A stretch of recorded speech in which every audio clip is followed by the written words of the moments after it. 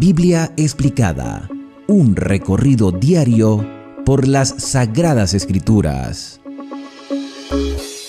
En el capítulo anterior culminábamos con una orden que el Señor Jesús le da a Pedro de ir a sacar un pez del agua con anzuelo, y de la boca del pez sacaría una moneda que serviría para pagar un tributo, un impuesto, un tipo de ofrenda que se daba para el sostenimiento del templo. Y con este contexto, en este mismo ambiente, y quizás el Señor Jesús en la casa de Pedro, mientras él estaba allá sacando el pescadito del agua, se suscita una conversación entre Jesús y sus discípulos, ya que durante el camino el Señor se percató de que ellos estaban discutiendo algo. Y Jesús, que lo sabe todo, pues sabía exactamente el tipo de conversación que ellos tenían, pero Jesús decide preguntarles qué discutían por el camino. Hoy, en Mateo capítulo 18, vamos a hablar acerca del principio de la verdadera grandeza. Nos vamos a ir al Evangelio de Marcos, en el capítulo número 9, para entender un poco más el contexto de lo que nos menciona Mateo en el capítulo número 18. Marcos capítulo 9, dice el versículo 33, llegó a Capernaum Jesús y sus discípulos, y cuando estuvo en la casa les preguntó, ¿qué disputabais entre vosotros por el camino? Mas ellos callaron, porque en el camino habían disputado entre sí quién había de ser el mayor. Entonces, versículo 35 de Marcos 9, él se sentó y llamó a los 12 y les dijo, si alguno quiere ser el primero, será el postrero de todos y el servidor de todos.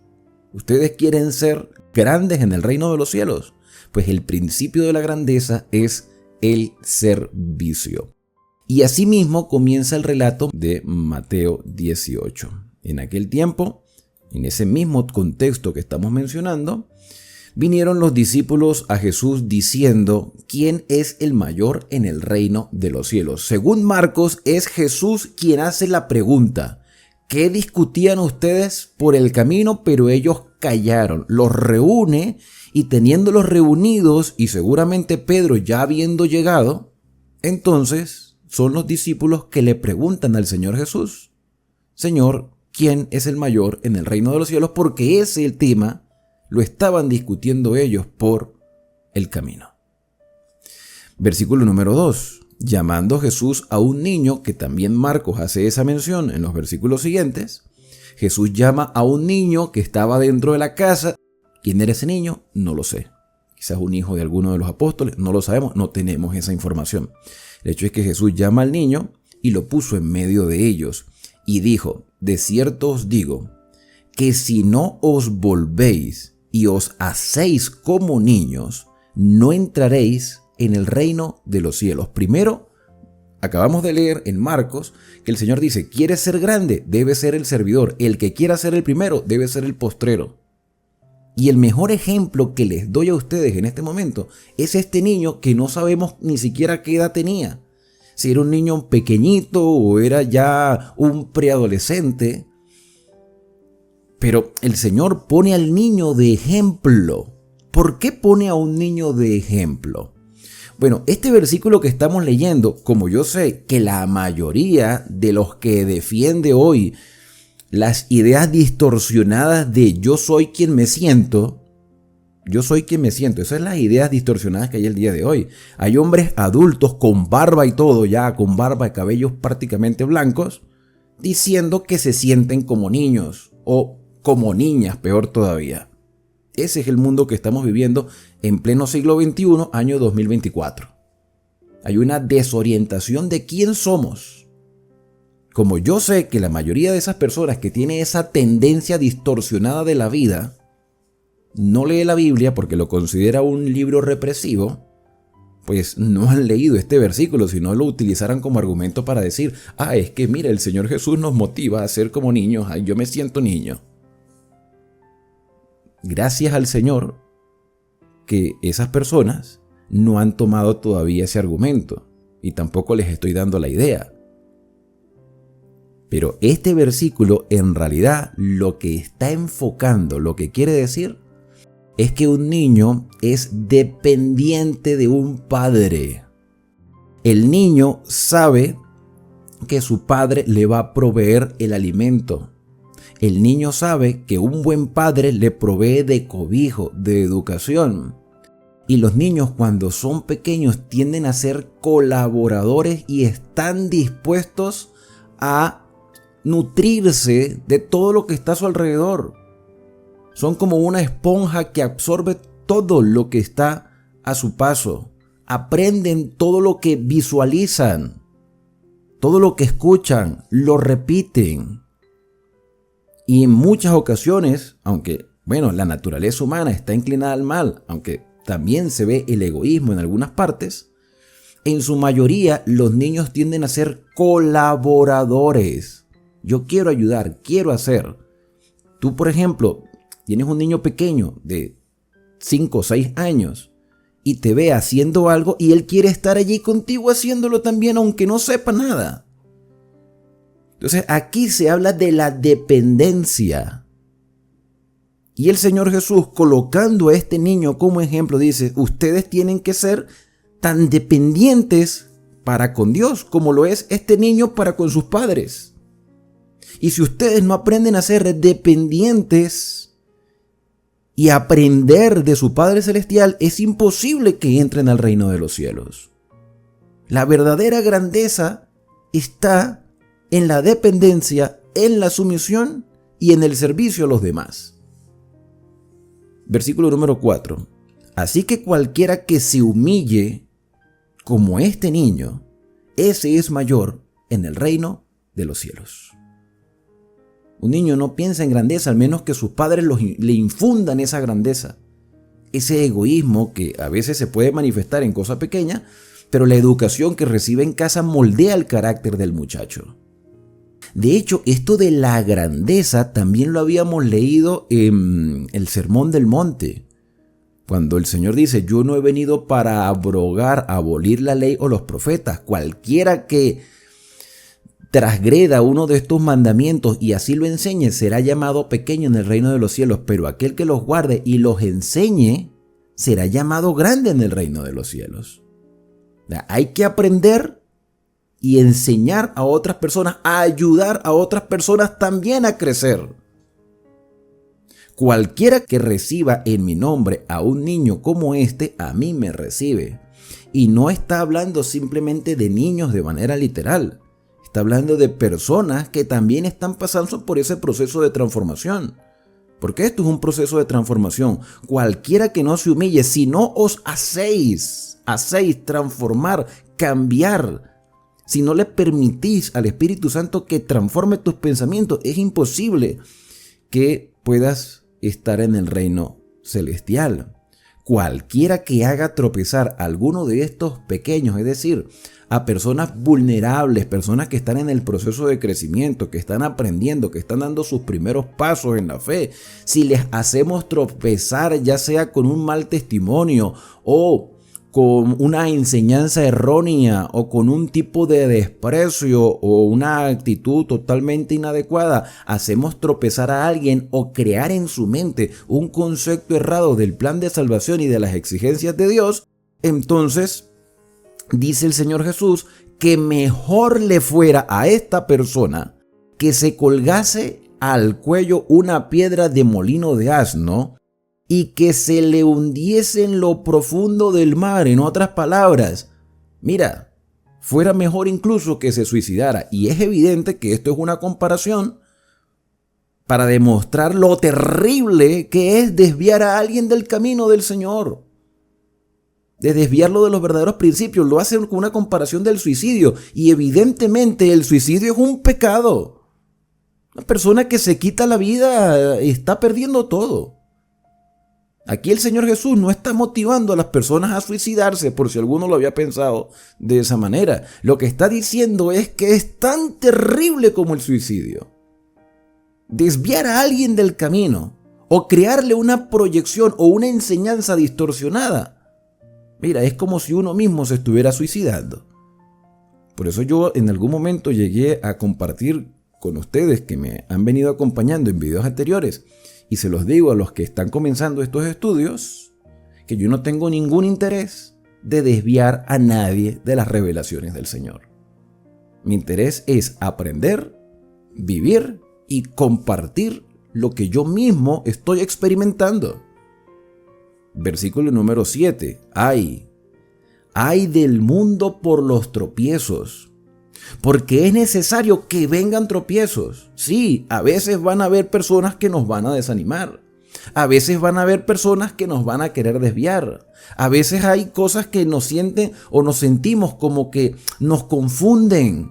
Los tropiezos han de venir, pero hay de aquel por quien viene el tropiezo, por el instrumento de el mal, que no se dejó dirigir por el Espíritu Santo, sino que tiene ideas preconcebidas o tiene enseñanzas que quizás también recibió de joven, pero no se percató o no se dedicó o se volvió conformista con las enseñanzas recibidas y no buscó si realmente eso era verdad. O sea que hay que indagar. Así como está la responsabilidad de enseñar correctamente, también está la responsabilidad de yo verificar si la enseñanza está correcta, porque hay principios de interpretación. Por tanto, y dice el Señor Jesús aquí a los apóstoles, por tanto, si tu mano o tu pie te es ocasión de caer, córtalo y échalo de ti, porque es mejor entrar en la vida cojo o manco que teniendo 2 manos o 2 pies y ser echado en el fuego eterno.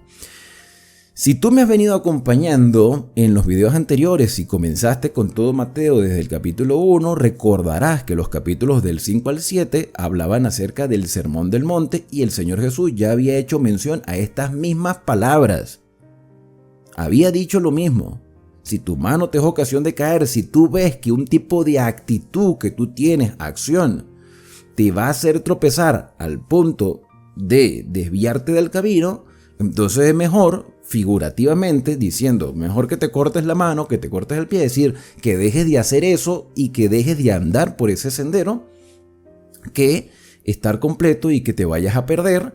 Y se utiliza la expresión, tanto en el Sermón del Monte como aquí, la expresión el infierno de fuego. Bueno, el infierno de fuego está en el versículo 9, que dice, si tu ojo te es ocasión de caer, si lo que estás viendo, lo que estás contemplando, lo que estás aprendiendo, te va a afectar, es mejor que saques tu ojo, porque es mejor que entres con un solo ojo en la vida que teniendo 2 ojos y ser echado en el infierno de fuego. Creo que se entiende correctamente que el Señor Jesús está hablando de manera figurativa. Si lo que tú haces es erróneo, déjalo de hacer. Si lo que estás contemplando te está desviando de los verdaderos principios establecidos por el Señor, entonces ya deja de mirar hacia ese lado y contempla lo que el Señor tiene para ti. Y es allí donde se utilizan estas 2 expresiones, fuego eterno e infierno de fuego. Y tú dices, fíjate, aquí está la evidencia. Sí, pero es que esto también lo habíamos leído en el Sermón del Monte. O sea que esta no es la primera vez que estamos leyendo esta palabra infierno dentro del Evangelio de Mateo, aunque en el Antiguo Testamento no se hace referencia a ningún infierno en ningún texto. Tomando en cuenta de que el Antiguo Testamento fue escrito en hebreo y el Nuevo fue escrito en griego, las palabras evidentemente cambian. Ahora, yo sé que a muchos se nos ha enseñado que existe un infierno y uno tiene que ponerse a pensar. Fíjate que el Señor Jesús está diciendo aquí, está diciendo que si alguno desvía a uno de estos más pequeños, mejor fuera que se suicidara. Vuelvo y repito, Dios, el Señor no está promoviendo el suicidio, está comparando lo terrible que es desviar a alguien. Es tan terrible como que si tú mismo te quitaras tu propia vida. Entonces, a nosotros se nos ha venido enseñando que existe un infierno donde las personas se están quemando por toda la eternidad y que ese será el castigo eterno. Entonces uno tiene que preguntarse, si eso es verdad, ¿cuándo fue creado? ¿En qué momento se crea el infierno? ¿Cuando el hombre cae en pecado o antes? ¿Cuando Satanás cae del cielo o antes? ¿Con qué propósito exactamente Dios quiere tener a las personas vivas por toda la eternidad quemándose? ¿Cuál es el propósito? Si tú realmente estás conociendo a Dios, te darás cuenta que eso no tiene fundamento. Pero aquí está la palabra, no se puede negar que la palabra está allí. Pero como el Nuevo Testamento fue escrito en griego, ¿qué te parece si vamos un momentico a los versículos en griego para ver cómo lo dice? Yo sé que ya lo hemos estudiado, pero no está de más volverlo a repetir. Vamos de nuevo a los versículos en griego. Aquí está el versículo número 8. Ustedes pueden ver que este es el versículo en castellano de la Reina Valera 60. Las letras verdes son las letras griegas, los números azules son la palabra o el código del número strong de la palabra que se analiza. Para el análisis morfológico aparece si es un verbo, si es una preposición, si es un adjetivo, si tenemos por aquí un pronombre, ¿ok? Entonces, ¿dónde aparece aquí la palabra fuego? Acá. Acá la palabra fuego, que ustedes pueden ver la traducción en letras rojas, en griego se pronuncia pur. Aquí dice pur como de purificación, ¿sí? Pur. Vamos acá al numerito y nos dice pur, que significa fuego o quemar, ¿ok? Fuego o quemar. Literalmente o figurativamente. Específicamente rayo o relámpago. Es una palabra primitiva, palabra raíz, quizás de pureza, de purificación. Estoy hablando de fuego, pur, ¿ok? Y la palabra eterno sería esta. Aquí está la palabra eterno. Esta sería por aquí un adjetivo acusativo singular neutro. Y esta palabra eterno o sempiterno se pronuncia aionios. Aionios es perpetuo, o siglo o eterno. Entonces, ¿el fuego es eterno por qué? ¿Porque Dios lo hace eterno? ¿O porque ese fuego representa a Dios mismo? Dios es fuego, fuego consumidor, pero es fuego purificador. ¿Tú recuerdas la circunstancia cuando Moisés se consigue con una zarza ardiente y la zarza no se consume y el Señor mismo le dice a Moisés: Moisés, quítate las sandalias porque el lugar donde estás santo es? ¿Y por qué no se consumía la zarza? Pues porque la presencia del Señor, la voluntad del Señor era que ese árbol seco no se consumiera. Nosotros somos como ese árbol seco, que transformados, que purificados, que guiados por el Espíritu Santo, podremos estar delante de la presencia del Señor sin ser consumidos. Como los 3 jóvenes que en Babilonia, por su fidelidad a Dios, fueron lanzados al horno de fuego. ¿Se quemaron? No. Los soldados que los lanzaron al horno de fuego sí se quemaron con el resplandor. Pero los fieles al Señor, delante de la presencia de su Dios, no se consumen porque han sido purificados, transformados, emblanquecidos. El Señor está diciendo: ustedes tienen que cambiar su manera de pensar. Tienen que dejarse transformar, tienen que entender el verdadero principio de la grandeza. Si el mismo Señor Jesús mostró humildad y sencillez, siendo Dios, se hace hombre y se humilla y se rebaja a condición de hombre para poder salvar al hombre y para demostrar al universo entero que Dios es justo, pagando con justicia el pecado de toda la humanidad. Y eso debe motivarnos a expresar agradecimiento y fidelidad a quien lo ha dado todo por nosotros. Pero si rechazamos esa instrucción y ese cambio, es evidente que al estar delante de la presencia de Dios, ¿qué va a pasar si nosotros todavía tenemos ese orgullo, ese ego y esos gustos arraigados? Pues nos vamos a consumir. Se habla de fuego eterno. Y el único eterno es Dios, y Dios es fuego consumidor. Pero los fieles, los que se han cubierto con esa justicia que no es propia, sino que es la justicia de Cristo, podremos estar delante de la presencia del Padre. El escritor de las cartas a los Hebreos decía: acerquémonos confiadamente al trono de la gracia. Pero ¿nos vamos a presentar sucios o nos vamos a presentar con el manto de justicia de Cristo? Entonces es mejor que desarraiguemos esas cosas de nuestra vida y delante de la presencia del Señor estaremos por toda la eternidad, que conservar todas esas cosas que hemos venido arrastrando durante toda nuestra vida y que tengamos que perecer delante del fuego eterno. Ahora, en el caso del versículo 9, donde se menciona la palabra infierno, que ustedes pueden ver allí, infierno de fuego, la palabra es Gehenna. Ya la habíamos estudiado en el Sermón del Monte, Gehenna. Y la Gehenna, ya sabemos que fuego, mira, aquí fuego, por ejemplo, dice puros, de pureza, de purificación, y eso es fuego, una palabra griega, traducida al castellano, puros es fuego. Y Gehenna, la Gehenna vendría siendo el valle de los hijos de Hinnom. O sea, era un lugar donde lamentablemente se hacían cosas grotescas, donde se incensaba a dioses extraños, donde se pasaba por el fuego a los hijos y donde se llegó a creer incluso que en ese lugar había fuego constante porque llegó a ser un vertedero y donde echaban cuerpos muertos y siempre estaba encendido.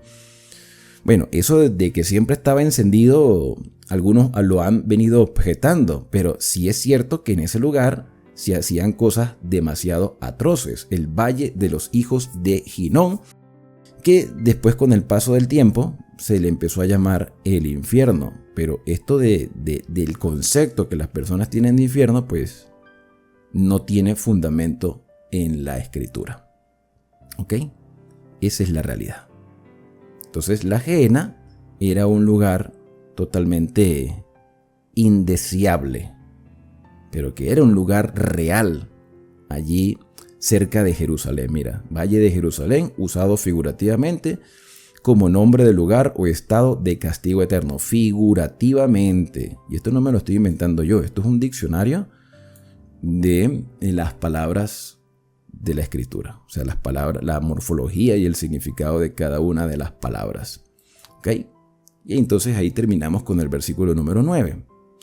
Sigamos la lectura de nuestros versículos. Dice el 10, mirad que no menospreciéis a uno de estos pequeños, no solamente hablando de los niños, sino de las personas que van creciendo en la fe.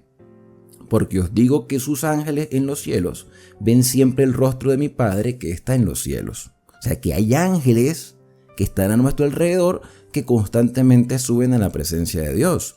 Porque el Hijo del Hombre ha venido a salvar lo que se había perdido. Todos nosotros estamos o estuvimos, o algunos todavía están, pero su caso no está perdido, han estado en una condición de desorientación, pero el Señor está haciendo todo lo posible a través de sus instrumentos humanos que llevan un mensaje acertado para que ellos también cambien su manera de pensar. Entonces el Señor, el Hijo del Hombre, ha venido para salvar lo que se había perdido, a rescatar. El propósito de Cristo en la tierra es salvar al ser humano y vindicar el carácter del Padre. Pagar el precio del pecado de la humanidad y demostrar al universo entero que Dios es justo, aplica la justicia y tiene misericordia con el pecador. Y hay una ilustración, una parábola muy conocida en el versículo 12 que dice, ¿qué os parece? Si un hombre tiene 100 ovejas y se descarría una de ellas, ¿no deja las 99 y va por los montes a buscar a la que se había descarriado? Porque para el pastor de la oveja, cualquier oveja del rebaño es valiosa e importante. Y si acontece que la encuentra después de tanto buscarla, después de tanto esfuerzo, de cierto os digo que se regocija más por ella que por las 99 que no se han descarriado, porque las 99 ya las tiene. Y él está preocupado es por la que se perdió, y nosotros nos hemos descarriado como ovejas. Y el Señor Jesús, como buen pastor, nos busca, porque somos importantes, somos valiosos. O sea, que una sola persona, una sola alma, es valiosa para el reino de los cielos. Y descarriar a un alma de los principios establecidos por el Señor es un pecado, es un crimen tan terrible como el suicidio. Así, no es la voluntad de vuestro Padre que está en los cielos que se pierda uno de estos pequeños. No quiere el Señor que se pierda nadie, pero lamentablemente algunos se van a perder por decisión propia. Pero que nadie se pierda por un mal testimonio, que nadie se pierda por una mala enseñanza, que nadie se pierda por un descuido. Que los que lamentablemente van a recibir el castigo, que sea por decisión, que no sea porque nosotros proyectamos mal el carácter y las exigencias de Dios. Porque estamos para servir, no para ser servidos. Por tanto, si tu hermano peca contra ti, esto es una instrucción importantísima. Porque hay personas que se incomodan por cualquier cosa. Pero el Señor instruye, mira, si tu hermano peca contra ti, si te sientes ofendido, si ves a tu hermano pecar, haciendo algo inadecuado, no seas indiferente. Porque esa persona que está en su proceso de crecimiento todavía está cometiendo errores y tú también estás cometiendo errores. Entonces, si tu hermano peca contra ti, ¿qué es lo que tienes que hacer? ¿Ignorarlo? No. ¿Vas y se los cuenta a otra persona? ¿Le quitas el habla? No. Dice el relato, o te apartas de la fe. Porque hay alguien que dentro de la congregación está haciendo cosas inadecuadas y tú piensas que es un hipócrita y como tú no lo eres, entonces prefieres apartarte de la congregación. No, esa no es la regla que el Señor está dando. Esta regla, que muchos la catalogan como la regla de oro, debe comenzarse a poner en práctica para demostrar realmente que en nuestro corazón, en nuestra mente, está reinando el Espíritu Santo. Allí está la verdadera grandeza, en poder colocar en práctica esta instrucción del Señor. Si tu hermano peca contra ti, ve y repréndele adecuadamente, estando tú y él solos. Tú te ofendiste, tú lo viste haciendo algo inadecuado, ve y habla con él, no se lo cuentes jamás a nadie. Si te oye, si presta atención a la reprensión que con sabiduría has planteado, entonces has ganado a tu hermano. Has salvado, has rescatado un alma. Te oyó. ¿Y cómo sabes que te oyó? Pues la misma actitud lo demuestra. Si no te oye, y es el tipo de persona que dice, no te metas en mi vida, yo hago las cosas a mi manera, entonces, ¿qué haces? ¿Lo ignoras? ¿Lo dejas a un lado? ¿Me rechazó? No, vamos a correr una milla más. Porque la idea es rescatar a esa persona. Porque esa persona es valiosa. Sí, tiene errores, pero no deja de ser valiosa. No deja de ser candidato para el reino de los cielos. Toma contigo a 1 o 2 para que en boca de 2 o 3 testigos conste toda palabra. Mira, hay un libro que me obsequiaron hace mucho tiempo, por ahí lo tengo y también lo tengo en digital, que se llama Iglesia Positiva en Mundo Negativo. Enterarme yo de un pecado de alguien, eso va a afectar mi vida. Yo no puedo estar,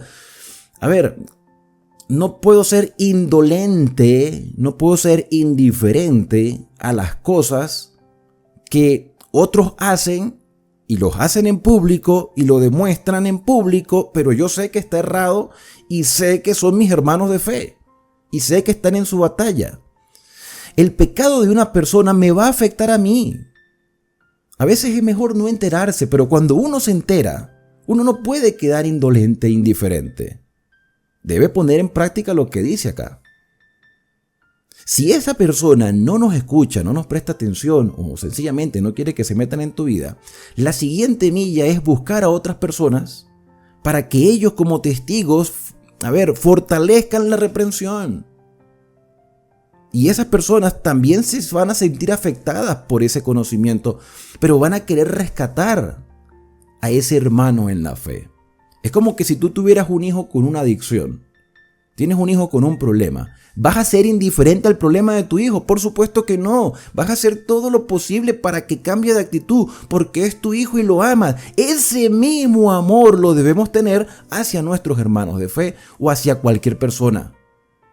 debemos evitar comentar los errores de otros. Mira, si alguien cae en pecado, pero cambia el rumbo de su vida, ya eso quedó olvidado porque el Señor lo perdona. Pero si persiste, entonces lamentablemente tenemos que involucrar a 2 o 3 testigos más que se enteren de lo que está pasando con la idea de redimir al hermano que ha caído en pecado, para que por boca de 2 o 3 testigos conste toda palabra. Y si no lo oyen a ellos, si no oye a estas personas que vinieron con el deseo de rescatarle, entonces dilo a la congregación, a la eclesía, a los que fueron llamados a salir de Babilonia, a salir de las costumbres, a salir de las ideologías erradas, a la iglesia, a la asamblea, a la estructura de los hermanos que se reúnen para constantemente crecer en la palabra.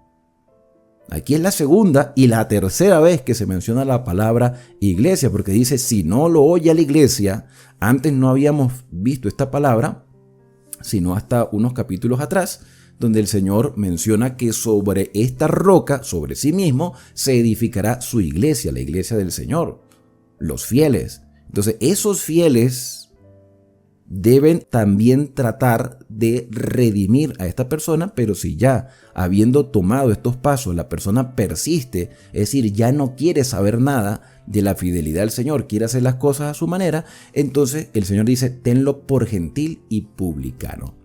¿Por qué por gentil y publicano? ¿Qué de malo era ser gentil? Los que no somos judíos somos gentiles, pero somos parte actualmente de un Israel espiritual.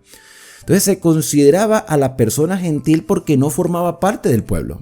Y el publicano, al publicano, o sea, el Señor Jesús está utilizando esta referencia coloquial de lo que la gente creía, tanto de los gentiles como personas que no estaban dentro del pueblo e incluso eran considerados en muchos casos como animales. No quiere decir que el Señor esté considerando a las personas como animales, sino que le está diciendo, mira, ya no forma parte de nuestra familia por decisión propia, pero nosotros hicimos todo lo posible por rescatarlo. Y en el caso de los publicanos, aunque eran judíos, los publicanos le trabajaban a los extranjeros y eran considerados traidores. Entonces prácticamente Jesús le dijo, mira, no forma parte de nuestra familia ya, por decisión propia, nos duele, por supuesto que nos duele, pero no lo podemos obligar.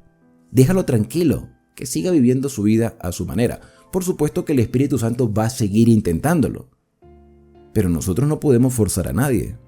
Y en el caso de los publicanos serían los traidores, es un traidor a su fe. ¿Le vamos a quitar el habla? No. ¿Lo vamos a ignorar? No. Pero ya no lo podemos obligar a algo donde no quiere estar o lo que no quiere vivir. En un libro llamado El Camino a Cristo, en el segundo capítulo de este libro, que es un librito muy pequeño, la escritora dice que Dios quisiera llevar a todas las personas a la patria celestial, pero no lo va a hacer, porque si lleva a una persona obligada al reino de los cielos, ese lugar de paz, de ese lugar de pureza, de santidad y de comunión entre hermanos, sería para esa persona obligada un lugar de tormento. Porque si no vivió una fe firme aquí en la tierra, ¿qué va a hacer en la patria celestial? Entonces no es que Dios rechaza, es que da la libertad a las personas a decidir y recompensará a los que realmente aceptaron por fe y se esforzaron en conservar la salvación que el Señor ganó por ellos. De cierto os digo que todo lo que atéis en la tierra será atado en el cielo, y todo lo que desatéis en la tierra será desatado en el cielo. Esto también ya lo hemos leído. Y habíamos llegado a la conclusión que lo que quiere decir es que haremos lo que el cielo aprueba y desaprobaremos lo que el cielo desaprueba. No rechazamos a las personas, pero sí sus actitudes, y con esas actitudes no pueden formar parte de la familia espiritual. Otras veces os digo que si 2 se ponen de acuerdo en la tierra acerca de cualquier cosa que pidieren, les será hecho por mi Padre que está en los cielos. Y este versículo fuera del contexto pudiera dar a entender que tú puedes pedir lo que quieras y si nos ponemos los 2 de acuerdo, el Señor está en la obligación de dárnoslo. ¿Eso es lo que quiere decir el versículo? No, lo que está hablando todo el contexto es con respecto a la salvación de las personas. Si nosotros nos ponemos de acuerdo, por lo menos 2 personas, nos ponemos de acuerdo para trabajar por la salvación, aunque sea de un alma, pedimos por esa alma constantemente Aunque la persona tomó su decisión, pero nosotros seguimos orando para que el Espíritu Santo obre allí. Y el Espíritu Santo va a seguir obrando. En algún momento esa persona va a ceder ante las pretensiones del Espíritu. Porque será algo constante. Si el Señor Jesús se humanizó por salvar a la humanidad hasta el día de hoy y hasta que se termine el tiempo de gracia, el Señor seguirá insistiendo por aquellas almas que perecen en pecado. Y si nos ponemos de acuerdo como familia en el rescate de muchas más personas, podremos ver los resultados no por nuestros méritos, sino por la obra transformadora del Espíritu Santo. Aquí no está hablando de vamos a pedir posesiones materiales, no. Aquí está hablando de pedir por aquellas personas que están en pecado y que van a retornar a los caminos del Señor. Algunos golpeados, pero retornarán. Cualquier cosa que pidieres en salvación de las personas, si ustedes se ponen de acuerdo, por lo menos dos, allí estará el Señor haciendo esa obra. Versículo número 20, porque donde están 2 o 3 congregados en mi nombre, allí estoy yo en medio de ellos. Cuando lleguemos al libro de Hechos de los Apóstoles, nos daremos cuenta que lo que nosotros tenemos el día de hoy como estructuras eclesiásticas que llamamos templos, sitios de reunión, casas de reunión, lo que sea, en realidad eso no existía. Eso no existía. Las personas se reunían en casas de familia. Allí donde en la propia casa familiar, esa era la iglesia. Se reunían varias familias.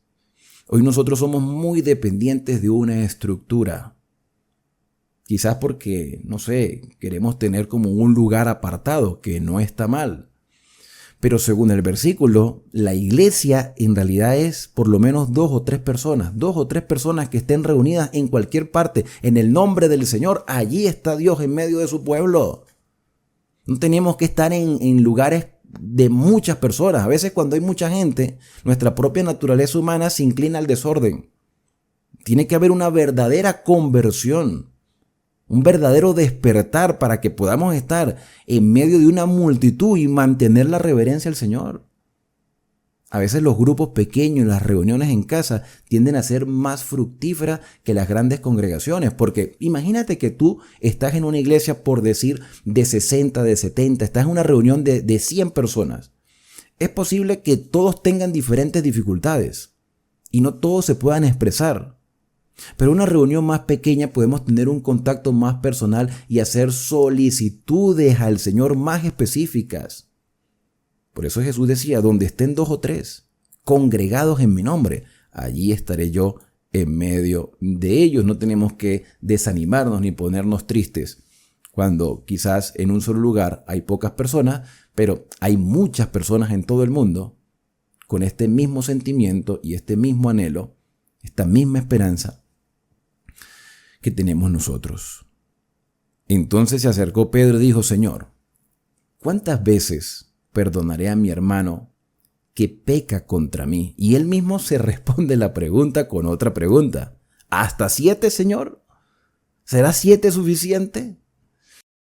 Y me llama mucho la atención la manera como el Señor responde, porque dice, no te digo hasta 7, sino hasta 70 veces 7. ¿Cuántos son 70 veces 7? 490 veces. ¿Sabes qué me hace recordar esto? La profecía de las 70 semanas de Daniel capítulo 9. O sea, claro, esto es un número donde el Señor le dice, mira, perdonemos cuantas veces sea necesario, seamos comprensivos, no perdamos el sentido de la misión, de la responsabilidad, del privilegio de salvar un alma del pecado, de corregir a una persona, porque todos nos estamos preparando para ir al reino de los cielos. Y cuando el Señor habla de esto, también nos proyecta hacia esa profecía, porque fueron 490 años donde el Señor estuvo obrando adicionalmente después de la deportación a Babilonia y con la salida saliendo la orden para la restauración de Jerusalén hasta el Mesías, pasaron 490 años. Y durante esos 490 años el Señor intentó por todas las maneras de moldear a Israel para que cumpliera la misión que desde el principio se le había conferido. ¿Cuántas oportunidades Dios no le ha dado a Israel? Y no quiere decir que después de esos 490 años, después de la muerte de Cristo, se le acabó la gracia a los israelitas. No, la gracia todavía está al alcance de todos. Pero Israel no cumplió la misión, y como Israel no cumplió la misión, entonces esa responsabilidad de testificar al mundo se le fue quitada a Israel, hermanos. Eso de Israel es el pueblo escogido, es verdad, pero escogidos por gracia para cumplir una misión, pero esa misión jamás se completó. Entonces, ¿a quién se les confiere esa nueva responsabilidad? ¿A quién se escoge? Pues a los que han creído la verdad presente a través de Jesucristo y por la obra transformadora del Espíritu Santo. ¿Es Israel un pueblo especial? Sí, son tan especial como cualquier ser humano en la tierra. Porque el Señor vino a buscar y a salvar lo que se había perdido, a todos los seres humanos. Y el Señor nos ha brindado oportunidades.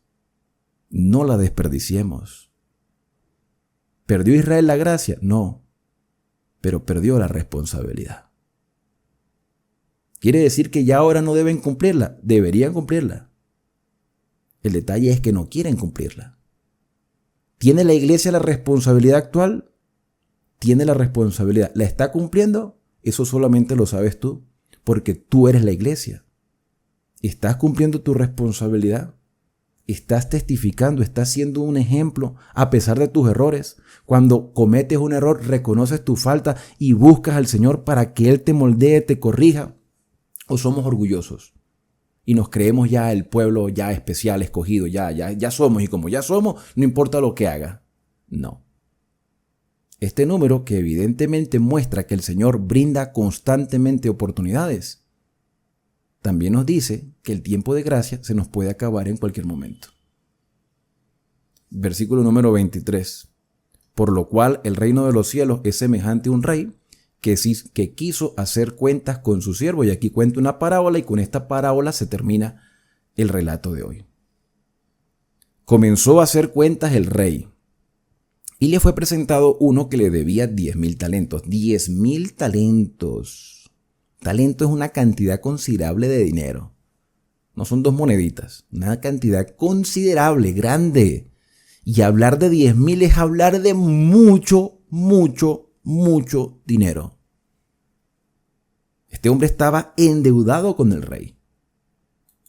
A este, como no pudo pagar porque las deudas lo estaban ahorcando prácticamente, ordenó su señor venderle para poder recuperar algo de lo que había prestado. Venderle a él, vender a su mujer, vender a sus hijos y todo lo que tenía para que pudiese pagar la deuda. Entonces aquel siervo deudor, postrado, le suplicaba diciendo: Señor, ten paciencia conmigo. Pero ¿hasta cuándo? ¿Hasta cuándo vamos a tener paciencia contigo? Pero así igualmente le rogaba: yo te lo pagaré todo. Es imposible. Si no me lo has podido pagar durante todo este tiempo, no me lo vas a pagar ahora. Es imposible. El señor de aquel siervo, movido a misericordia, quiere decir que este señor de la parábola representa a Dios. Y el deudor nos representa a nosotros. No podemos pagar el precio de nuestro pecado. No podemos. Entonces, el Señor, movido a misericordia, conociendo nuestra condición, nuestra terrible deuda, dice el relato que le soltó y le perdonó la deuda. ¿Qué está haciendo Dios por nosotros? Perdonándonos a través de Cristo. Nos ha perdonado la deuda. Pero ahora miren la actitud de este hombre que ha sido perdonado. Saliendo aquel siervo, halló a uno de sus consiervos que le debía 100 denarios. 100 denarios son 100 días de trabajo. Un denario es un día de trabajo. Estamos hablando de 3 meses salariales. No es mucho en comparación con 10,000 talentos. Y haciendo de él, lo ahogaba, lo maltrataba físicamente diciendo: págame lo que me debes. Entonces su consiervo, postrándose a sus pies, le rogaba diciendo: ten paciencia conmigo, yo te lo pagaré todo. Mira, en la misma historia. Dos deudas diferentes, una misma actitud de pedir misericordia porque no tiene cómo pagar la deuda. Mas él no quiso, o sea, el perdonado no quiso perdonar, sino que echó a su consiervo en la cárcel hasta que pagase la deuda. Pero ¿cómo le iba a pagar si lo metiste preso? Viendo sus consiervos lo que pasaba, se entristecieron mucho y fueron y refirieron a su señor todo lo que había pasado. Entonces, llamándole su señor, le dijo: siervo malvado, toda aquella deuda te perdoné, porque me rogaste. ¿No debiste tú tener misericordia de tu consiervo como yo tuve misericordia de ti?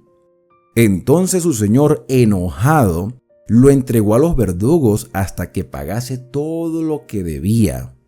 Así también mi Padre Celestial hará con vosotros si no perdonáis de todo corazón cada uno a su hermano sus ofensas. Hermanos, nosotros hemos sido privilegiados por el Señor. Por la gracia de Dios, a través de Cristo y la obra transformadora del Espíritu Santo, hoy pertenecemos a una familia de fe. Hoy podemos decir que el Señor ha pagado nuestras deudas y por los méritos y la justicia de Cristo somos salvos. Nos conservamos en la fe, obedeciendo los mandamientos del Señor. Entonces, si hemos recibido tan grande don, ¿por qué nosotros no podemos ser considerados con los que están a nuestro alrededor? Si no aprendemos a amar a nuestro semejante, a respetarle, a mostrarle el camino por donde ahora estamos transitando y lo que el Señor ha hecho por nosotros, entonces estamos demostrando desagradecimiento. Nuestra verdadera grandeza está en servir, en ayudar, en fortalecer a otras personas. No podemos obligar a nadie, pero podemos mostrarle que el estilo de vida que estamos llevando es lo mejor que estamos haciendo, no porque nosotros seamos perfectos, ni no cometamos errores, sino que a pesar de nuestros errores, el Señor nos corrige, nos ayuda y nos fortalece, y nos permite vivir con una fe sólida y con la bendita esperanza de que toda esta maldad, toda esta circunstancia errática que vemos a nuestro alrededor, llegará a su final. Y así termina este relato. La verdadera grandeza es el servicio, ayudar a otros y glorificar a Dios sobre todas las cosas. Que Dios te bendiga y te guarde, que haga resplandecer Dios su rostro sobre ti y que tenga de ti misericordia, que el Señor alce sobre ti su rostro y ponga en ti paz.